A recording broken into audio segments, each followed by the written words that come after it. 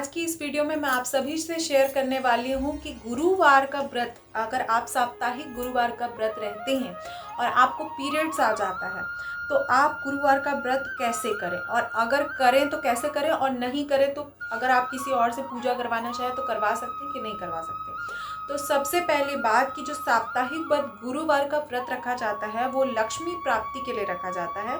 तो सबसे पहले आप इसी चीज़ को समझें। दूसरी चीज, जो गुरुवार का व्रत रखा जाता है उसमें शुद्धता का बहुत विशेष महत्व रखा है, मतलब शुद्धता का भी बहुत विशेष महत्व माना गया है, क्योंकि जो भी लक्ष्मी से संबंधित व्रत होते हैं या कार्य किए जाते हैं, पूजा की जाती है, उसमें शुद्धता का बहुत ध्यान रखा जाता है। आप नॉर्मल सा एग्जाम्पल ले लीजिए कि दिवाली के दिन विशेषकर महालक्ष्मी का पूजन होता है।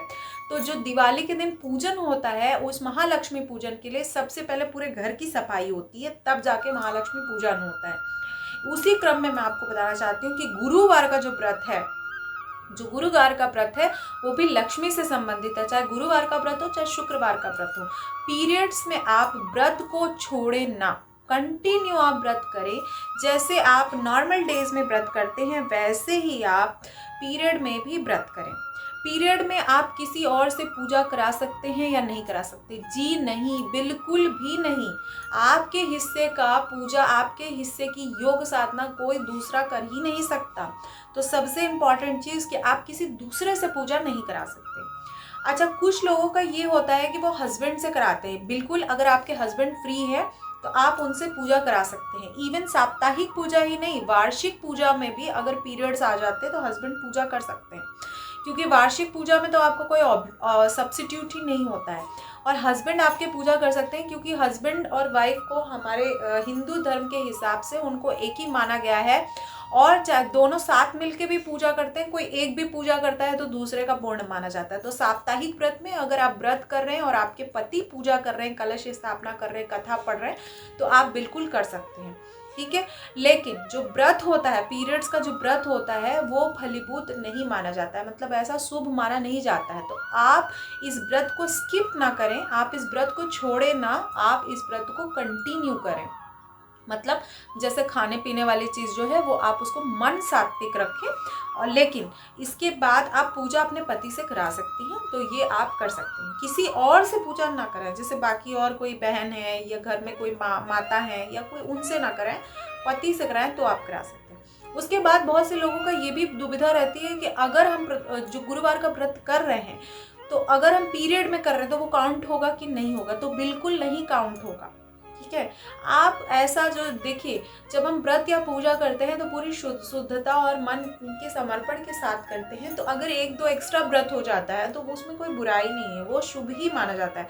जैसे हम व्रत का उद्यापन करते हैं तो खरमास अगर लग जाता है तो हम क्या करते हैं? व्रत छोड़ देते हैं? ऐसा तो नहीं करते, हम व्रत कंटिन्यू करते हैं, उसका उद्यापन करने के बाद ही छोड़ा जाता है।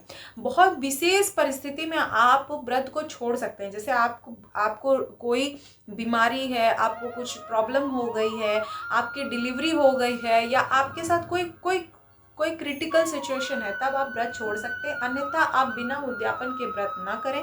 पीरियड में किया गया व्रत गिनती में ना लें। जैसे आपने 16 गुरुवार का माना है, तो आप अगर पीरियड्स में भी व्रत रह रहे हैं तो उसको छोड़ दें, उसके बाद आप कंटिन्यू करें।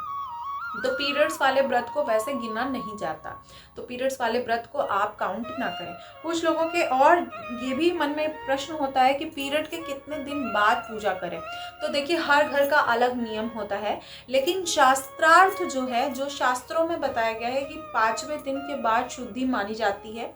तीसरे दिन आप जो भी पूजन के लिए भोग वगैरह लगाया जाता है, भोग से संबंधित चीज़ आप बना सकते हैं। तीसरे दिन बाल धो के, यानी घर में जो मलाई हो गया, अचार हो गया, घी हो गया, पूजा से संबंधित सामग्री आप छू सकते हैं, पर मंदिर को आप या ग्रंथों को आप स्पर्श नहीं कर सकते। इस बात का ध्यान रख के ही आप गुरुवार का व्रत करें। आप सभी के लिए भगवान बृहस्पति और भगवान विष्णु आप सभी की मनोकामना की पूर्ति करें।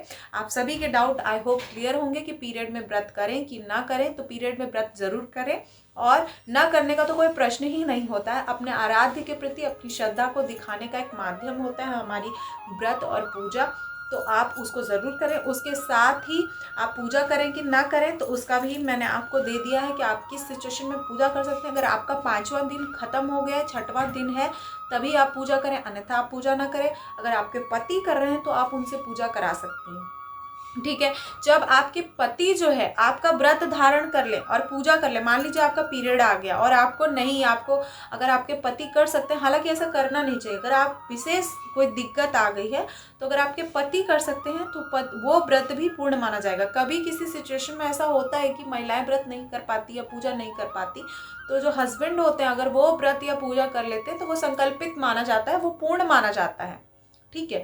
वरना ऐसा करना नहीं चाहिए, क्योंकि जब हम गुरुवार का संकल्प लेते हैं तो अपने नाम को रख के हम संकल्प लेते हैं। तो वैसे पति पत्नी में कुछ विभाजित नहीं होता है, लेकिन मैं यही अपने विचार से आपको यही कहना चाहूँगी कि पति अगर व्रत भी कर रहे हैं तो उसको काउंट मत कीजिए, उसको मत कीजिए। ऐसा है कि हमारे व्रत नहीं छूटना चाहिए, बाकी और चीज़ें हो सकती, क्योंकि जब हम संकल्प करते हैं तो अपने लिए संकल्प करते हैं, मतलब अपने नाम से संकल्प करते हैं, तो इसीलिए पति को तो इन्वॉल्व नहीं करना चाहिए। लेकिन बहुत से लोगों के मन में प्रश्न होता है, तो आप इस तरह से कर सकते हैं।